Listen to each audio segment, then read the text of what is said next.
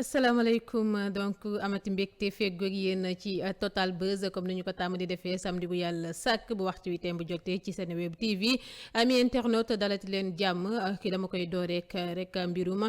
kii lee di Sitor Ndour gannaaw ba ko benn femme de ménage way laa soxna sa su ko doon liggéeyal di ab mineur ay atam toll si fukk ak juróom-benn dal di tuumale wàllum viol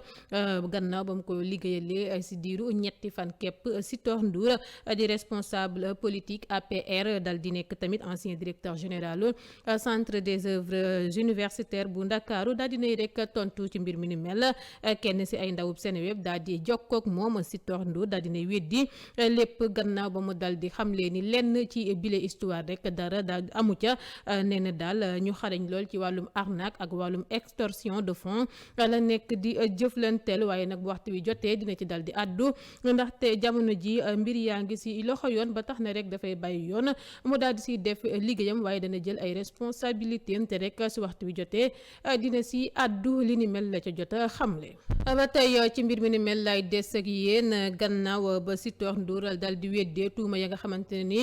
kile di Adama Thiam di xale bu jigéen ba ko doon liggéeyal gàccu na ko ci ndoddam yenn élément yu enquête bi nga xamante ne ni Libération daal dina koy biral daal dinay rek fragiliser li ni mel ci élément yooyee daal dina si bokk benn rek jokkoo téléphone si diggante waajur bu jigéenu Adama ak kile di Sitor Ndour mu muy tuumal wàllum viol naka noonu nag la ñuy déggee si jokko boobee nga xamante ne ni mi ngi am gannaaw ba mbir yi amee waaye fekkagul ñu yóbbu Adama ca kër docteur fekkagul it mu porté plainte ca gendarmerie Foire ca seen jokkoo wa ba tey bu ñu sukkandikoo ci xibaar ya ñu ca dal di jot responsable APR ba da see proposé ki la di Njira Jonn di yaayu xale bu jigéen bi ngir daal mu jox ko lépp la mu ko laaj rek ngir ñu jël bile mbir daal di koy teg ci suuf maanaam daal bañu ko fësal mu yem seen biir di li nga xamante ni yaayu xale ba nee na da koo dal di bañ si lu ñu waxante moom Sitor lu la ma ca xamle moo di Adama daa ñëw won ma loxoom bi di jooy waaye man mi lee defuma ko dara naka noonu ne la ne nag ngeen am dëgg wala ngeen ñàkk am dëgg sama der dina yàqu ndaxte sama benn xarit di ab kilifa daal dina may xamal ni daal bu dossier bi yeggee ci loxo gendarme yi ba presse bi am ca wàll ñu ko def nga ñàkk a def sa der dina dal di yàqu yile nag kàddu la Sitor xamle si jokkoo téléphone boobee si digganteem ak kile di Njira Jon enregistrement boobee nag nga xam ne séeréer lañu si doon làkk ba tey bu ñu sukkandikoo si xibaar yi boole nañu ko ci dossier ya nga xamante ne ni gendarmerie bu Foire jëbbal na ko parquet yeneen élément ya ñu yokk ci rapport bi nag bu gendarmerie bokk na ci drap ba nga xamante ne ni am na benn tache bu xaw a niru ak rek maniw bi nga xamante ne ni daal nañ koy yóbbu ngir def si ay saytu ak photo wu loxo wu xale boobee nga xamante ne ni dañ see gis ay trace su violence même source bi daal dinay xamle ni kii lee di Sitor Ndour porte na plainte tamit yaayu xale bu jigéen boobee ngir wàllum diffamation ñaar fukki fan si weeru sulet la ko porté woon sax boobulee plainte. Sitor Ndour moo ngi depuis àllarba bi la ñu génn si ay loxo police si lu ñeel mbirum viol bu ñu koy tuumal ngir rek wàllum enquête bi si mbirum viol bu ko xale bu jigéen boobee rek dal di doon liggéeyal daal di koy dut baaraama tuuma ñu defeere ko si même bés boobee di rek àllarba bi la ñu weesu ancien directeur général COUD bi retour de parquet la bénéficié woo laata rek ni ki alxames bi la ñu génn si la waroon janoog saa nekkatu attekatu ñaareelu cabinet bi nga xamante ne ni moom moo dal di yor boobule dossier ngir ab audition inculpation bu ñu sukkandikoo ci xibaar yi Sitor Ndour mi ngi ci yoonu kaso gi journal bi di Libération xam leen ni sax ubbi nañu ab information judiciaire rax si dolli procureur daal dinay sàkku ci moom mandat de dépôt Sitor Ndour waajur bu jigéenu xale bu jigéen ba ko doon liggéeyal moo ko duut baaraamu tuuma ne dafa violé doomam bu jigéen waaye tam toll si fukk ak juróom benn di Adama Thiam Sitor nag daa weddi mbir mi ne dañu koy daal bëgg chantage ak jëlee si moom rek li lee di koppar moom tamit sax porte na plainte yaayu xale ba ngir diffamation ci bile mbir nga xamante ne nii ñëpp a ngi déglu ba xam ana fan la dëgg féete leneen Papito Kara da dinay fanaan guddeem bu njëkk si kaso gi àllarba bi la ñu génn nag la ñu ko dal di rek présenté procureur de la république laata ñu koy yóbbu ca àttekatu ñaareelu cabinet bi nga xamante ne ni moo ko inculpé ba noppi daal di koy placé sous mandat de dépôt booy Papito Kara moomee ñoo ngi koy toppee diffusion de fausses nouvelles maanaam daal dal di biral ay xibaar ya nga xamante ne ni dara amu ca fabrication ak introduction de données information Papito Kara nag semaine bi ñu génn la ñu ko tegoon loxo ne dafa daal def revue de presse ci benn web ak rek ay une journaux ya nga xamante ne ni dañu ko détourné li ni mel moo tax ñu tëj ko ci kaso gi. xibaar bu nakar yi daal dinay tàbbi ci Ousmane Diagne bi nga xamante ne ni mu ngi bokk ci mafia kàcci administrateur groupe Facebook bu siiw boobee nag daal dinañu koy placé en garde à vue moom moomit di Ousmane Diagne alxames bi la ñu génn yema woon ak ñeenti fan ci weeru août atub 2022 la ñu ko woolu ca section de recherche bu Colobane naka noonee bu ñu sukkandikoo ci kenn ci ay avocat wam maître Cheikh Khoureyssi Ba coordonnateur mafia kàcci boobee daal dinañu koy placé ci position garde à vue ca section de recherche bu Colobane Ousmane Diagne mu ñu war a defeere ëllëg teewlu woon nañu ko ci mbirum ay une journaux ya ñu détourné ci fàttali Papito Kara tamit mbir yi ni mel moo tax ñu daal di koy tëj ci kaso bi. gannaaw autopsie bi nga xamante ne ni moom la ñu daal di njëkk def si néewu ba kile di François Mancabou famille yu kookee génn àdduna dañoo sàkk woon yeneen i prélèvement yu bees yi si seen néewu doom jooje di yu ñu def ni ki àllarba bile ñu génn bu ñu sukkandikoo si observateur bu biral sax bile xibaar prélèvement yi ñoo ngi ko rek defee ci benn tissu estomac bi ba noppi yónnee ko ci benn laboratoire ngir ñu saytu ko journal bi précisé wul nag résultat yu échantillon yi waaye nag publié wul tamit objectif boobule initiative ay avocat yu François Mancabou nag war nañoo indi ay leeral si li ni mel.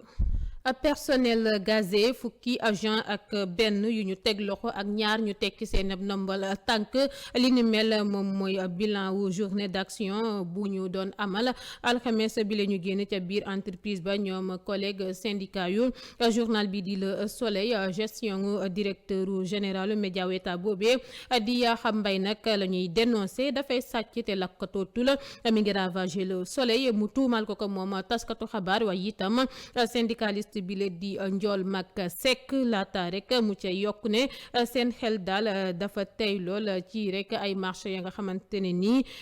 ki la di Yakham Mbaye attribué na ko bu yàggul dara di ay marché auto matériel informatique ak i rek mobilier wu bureau lu ëpp 200 millions mu daal di ko say dépensé te sóorul benn yoon état wu finance seen entreprise bi te rek du benn cër bu mu jox ay disposition code marché policier yi code marché public yi maa ngi jéggalu xaare Ukraine ba sax nee nañu moom la yee nekk rek di mbubboo ngir def lu muy def ak rek jënd sans passer appel d'offre njool nee na nag depuis ba Yakham Mbaye rek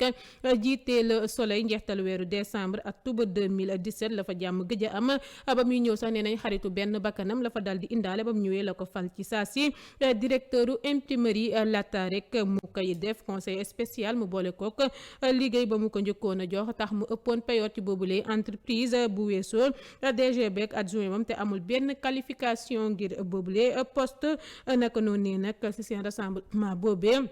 la rek fukki agent ak benn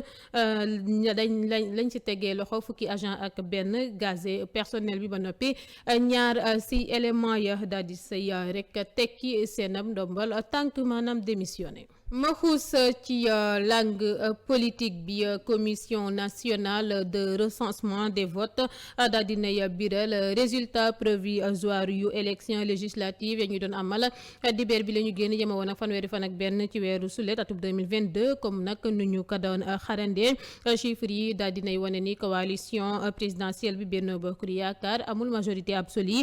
buy rek 83 sièges ndaxte 82 sièges la am ci rek 165 yi intercoalition bi lee di Yewwi Wàllu daal dina si génn ak 80 députés di gulleet si histoire politique u Sénégal jeune nag alliance yi kon dinañu ko dal di def ngir rek balance bi mën a daanoo ca benn boor ba tax na kon faw rek ñu fexe xëcc ñetti député yu coalition yi lee di Aar Sénégal benn siège bokk gis-gis benn siège ak les serviteurs benn siège di Thierno Alassane Sall ak rek Pape Diop kile di Pape Djibril Fall intercoalition bi lee nag di Yewwi Wàllu war na soxla bu baax a baax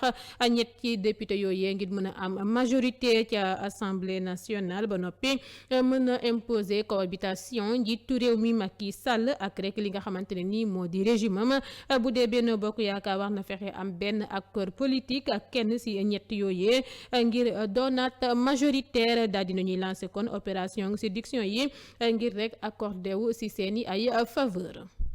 ba tey ci mbirum élection législative yañ doon amal dibeer bi la ñu génn cour d'appel bu Dakar daal dinay biral ba noppi résultat provisoire yu élection législative yooyee coalition Benno Bokk Yaakaar nag moo ca jiitu ak 1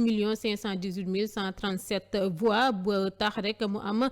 82 sièges gannaaw coalition boobee Yewwi Askan Wa moo ca dal di toppandi ak 1 071 139 voix tax mu am rek lu tollook 56 député wàllu Sénégal ak 471 517 voix wam yi moo ñëw si ñetteelu position bi ak 24 sièges lu des nag ci sièges yi bokk gis-gis moo ko dal di complété serviteur ak Aar Sénégal ak benn siège ci coalition bu ci nekk coalition bunt bi ak nattaange ñoom amuñu siège njiital cour d'appel di Ali Sow daal di nay préciser ni ay réclamation ak observation def nañu ko di interpellation ya nga xamante ne ni commission bi tontu na ca. ci 165 parlementaires yi si lu ñeel 14e législature bi ñoo ngi ko rek am na ñi nga xamante ne ni daal nañuy ñëwaat ci nguur gi ñoom ñooñee du ñenn ñu dul rek Abdoulaye Seydou Sow ministre de l'urbanisme du logement et de l'hygiène publique am na tamit Abdoulaye Daouda Diallo mu yor wàllum économie ak wàllum finance ak Mariama Sarr ministre de la fonction et du renouveau du service public ñaar ñu ma njëkk lim nag ñoom ñoo nekkoon bopp liste départementalu Benno Bokk Yaakaar ca Kaffrine ak ca diwaanu Podor ñetteel bi ñu investiroon ko ci juróomeelu position ngu liste nationale proportionnelle bi niki nag tey jile ñuy waxu ba dissolution ak rek formation ngu nguur gu bees bi lee tax na rek ñu samp ab laaj ne ba xam ndax ministre yooyee dañu leen di reconduire wa illa dañuy siéger ci assemblée nationale amaana dinañ si am ay tontu ilaa lu leer ci bés yuy ñëw si équipe bu beesu parlementaire bi am na tamit ay anciens ministres ya ñu tekki woon seeni ndombal tànk yu nga xamante ne nii nag daal dina ñuy ñëwaat bokk ci El Hadji Oumar Youm Mamadou Ba ak Ali Nguy Ndiaye bokk na ci tamit Abdoulaye Diouf Sarr mu ñu tekki woon ndombal tànkam si lu ñeel fukki bébé ak benn yu ñàkk seen bakkan ca lakk ga amoon ca diwaanu Tiwaawoon kii lee di Aminata Touré tamit ancienne premier ministre bokk na sa ña nga xamante ne nii dinañu dem ci assemblée nationale. taskatu xabaar bi lee di Pape Djibril Fall daal dina yëkki kàddoom yu njëkk gannaaw ba ñu ko falee député ci élection législative ya ñu doon amal dibeer bi la ñu weesu moom nag Pape Djibril Fall daal dinay digg ni daal dina servir askanu Sénégal ci kéem kattanam te du ca séntu benn intérêt liggéey baa ngi doog a door candidature jeunesse bi la dinañu servir sénégalais yi ak patriotisme waaye itam ak engagement bu bëri loola moo xamle ko moom Pape Djibril Fall di réaction ngam bu njëkk gannaaw bañ ko falee ab député. ay responsable comme ku ci mel ni Bamba Fall Mayoro Faye ak Serigne Mansour Sy Djamil ñi nga xamante ne ni ñoom ñoo rejoindre njiitu réew mi Macky Sall bu yàgg dara daal dinañuy xalangu ni ki dibéer bi la ñu weesu ba ñuy amal vote yi ci élection législative yi ci nag élection territoriale yi ñu mujjee amal ñaar fukki fan ak ñett ci weeru janvier atum 2022 ñoom ñoo ñëwee ñëpp si kujje gi la ñu nekkoon doon xeex pouvoir bi ba mu defee juróom benn weer la ñu dal di rek wëlbate ku di soutenir li nga xamante ne moo di liste ba majorité présidentielle bi waaye nag mel na ni électeurs yi dal dinañu leen di sanctionner ci scrutin bu ñu doon amal niki dibeer 31 juillet 2022 Idrissa Seck dafa ñàkk moom it complètement ca Thiès depuis ba mu defee ak Macky Sall ni mburu ak soow. Permanence su APR bu Sangalkam la ñu dal di yàkkeet gannaaw ab xeex bu fa juddu woon ci diggante ay partisans wu Yewwi ak APR benn nag ndaw di membre Yewwi la Adama Cissé ñu naan ko Ad Kara dal di jam di kenn ci ñu yoroon sécurité wu ministre bile di Oumar Gueye bu ñu sukkandikoo ci xibaar yi drame boobee sax mi ngi amoon ci ay booro 10 heures ci ba ñuy rek xeexoo lépp ngi nag bàyyeekoo ci ba ay jeune militant wu Yewwi boobee dal di fësale turu ba seen njiit mile di Ousmane Sonko ci côté APR ay responsable Yewwi askan mi la ñu dal di duut directement baaraamu tuuma ñoom ñooñee àndoon ak maire bile di Papa Sow dañoo nekkoon di célébrer seen ndam li ca commune boobee ba ñu nag yeggee siège APR dañu tàmbale di saaga ay responsable boobule formation politique àndoon nag ministre Oumar Gueye gannaaw loolee la leen ay militants Yewwi tàmbale di attaqué ak ay xeer lañu yañu leen doon sànni ñoom ñooñee tamit ñu leen di sànni ay xeex jàppal bàyyil ne fa combay ba gendarmerie ñoo dal di intervenir. ca diwaanu Ziguinchor lay dal di jubali ba xam ndax kile di Amadou Tom Mbodj dafay delluwaat ci kaso gi ab laaj bu ñu dal di samp la moom nag coordonnateur départemental organisation ak moyen logistique yu coalition Yewwi Askan Wi foofee ca diwaanu Ziguinchor di tamit jege ñaale Guy Marius Sagna dañu ko woolu àllarba bi ñu génn ci suba ca commissariat ba nekk ca gox googee bu ñu sukkandikoo ci xibaar yi nga xamante ne Libération dal dina ko si biral benn militant wu APR moo ko duut baaraamu tuuma ne daf ko daal jàmm ba suba élection législative yi ca rek fa nga xamante ne nii fa la doon voté waa ji nag dafa weddi yooyu les tuuma ba tëdd si suuf dal di ne sax bërëb ba ñu wax ci plainte bi fekk ko fa woon waxtu woowee te am na ay seede yu mun a dëggal kàddoom yooyee mu daal di koy rek xamle gannaaw nag loolee ci fàttali kilee di Amadou Tom Mbodj ñoo ngi ko tegandoo loxo ak Guy Marius Sagna ci manifestation Yewwi Askan wu ñu tere woon fukki fan ak juróom-ñaar ci weeru juin ca Ziguinchor dañoo demoon xooli situation gu manifestant ya ñu tegoon loxo ca bés boobee. ma addu jëmale ci mbirum Pape Mamadou Seck ak xibaar bu yees bu ca dal di tukkee bés yi lee ñu dal di génn moom moomee nag la ñu ngi ko mujjee tegee loxo ca Daaru Karim ca diwaanu wetu Mbàkke ñaari ay bés gannaaw ba mu dawewee ca pavillon spécial bu hôpital Aristide Le Dantec guddib juróom-ñeenti fan jàpp fukki fan ci weeru sulet ñoo ngi ko fekkoon nag mu ànd ak benn soxna ak rek benn waay bu ñu ne xaritam la di ka nga xamante ne ni sax moom moo ko fàtt ñoom ñett ñëpp la ñu jëlandoo yóbbu leen file ci Ndakaaru Pape Mamadou Seck dañu ko yóbbu waatoon directement ca kaso ga ci waxtu bu ñu placé en garde à vue ca sûreté urbaine ñaar ñañu ko rek jàppandooroon di ñu ne ay complice lañu soxna si nag bàyyi woon nañu ko moom mu ñibbi rek si dëkkuwaayam waaye nag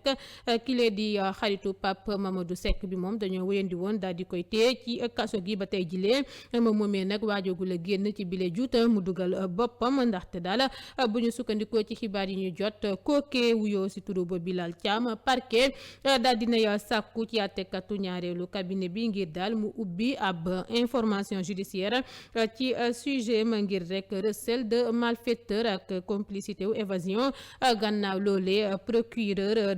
dóor na ko mandat de dépôt libération xam ne na ni sax moom moomee di Bilal Touré àllarba bi la ñu weesu la janoo ko magistrat instructeur bi ab procureur daal dinay tëj ci kaso gi doomu procureur di mbir mu doy waar ca diwaanu Tamba nag doomu procureur gox boobee di Iba mu ngi ci kaso gi procureur bu Ndakaaru moom moo ko daal di inculpé ba noppi daal di koy placé sous mandat de dépôt lu ñu koy toppee nag du lenn daal lu dul lu mu dóor marto ñaari doomu àddama lu tollook fukki million ak juróom-benn ci suñuy koppar Iba moomee daf leen jaayoon ñaari terrain ca diwaanu Tivaouane Peulh parcelle bu njëkk bi fukki million la la ko jaayee ñaareel bi mu daal di koy jaayee nag juróom-benn million ka mu ko jaay ay xaru laadum la ko wëccante ak moom moomee waaye nag Iba mosu leen a jox yooyu les terrain tax rek ñu ne dafa amal njuuj njaaj tax ñu daal di koy rek teg loxo daal di koy te ci kaso gi ba war a addu ci ay mbiram xëy na bu yàggul dara. People si ab interview bu mu accordel suñu ay naataango yu nekk ca Sénégal Buzz 221 ki la di Ndeye Ngom bu troupe Diakhène daal di xamle ni actrice wa ila artiste comédienne bile di Ndeye Sine Sall daa feebar ba sonn wa ila feebar ko tëral li ni mel nag moo tax ñu daal di koy gëj a gis sax ci écran yi moom comédienne boobee ci fàttali Ndeye Sine bokk na ci artiste yu ñu gën a ràññee ci série bile di Mbetteel. Équipe Sénégal bi yëpp ñu ngi koy ñaanal wér ba delluwaat ci ay yitteem. waykat bile di Dieyla gëj nañu ko gis tuuti dëpp nag ba mu génnee singlam bile di jaayuy leen Dieyla raar na lool si li nga xamante ne nii moo di réseaux sociaux yi gisuñu sax benn photom ci tabaski bi tax waa Kawtef def ay saytu ngir xam ana ci lan la nekk bu ñu sukkandikoo si ñoom ñooy sax ci seeni ay saytu la ñu yëgee ni waykat bile di Dieyla da doon bëgganteeg moromu waykatam bile di Dan l'unique waaye nag nee nañ seen bëggante bi yàgg na baba Dan l'unique moomee yónneewee ay waajuram ci kër Dieyla ngir daal di koy jël soxna waaye nag bu ñu sukkandikoo ba tey si rek waa Kawtef ay waajuru Dieyla dañoo bañ ba tëdd si suuf ne duñu may seen doom ji kookee di Dan l'unique bu muy bëgganteel lu ko tax nag ñu taxawee ci tànk yooyee xamle wuñu ko woon waaye nag kile di Adamo di boss des négri daal dinay xam le ana lan moo tax waajur yu Dieyla bañ a may seen doom joojee ki lee di Dan l'unique la mu ca xamle nag moo di gannaaw ba mu ca defee rek ay saytu teg ko fu leer naan Dieyla ak Dan moomee dañu doon bëggante dëggantaan waaye nag depuis seen petit gallé la woon Dan dal di bëgg Dieyla ngir daal di koy rek ñaan soxna waaye nag nee na ki lee di manageru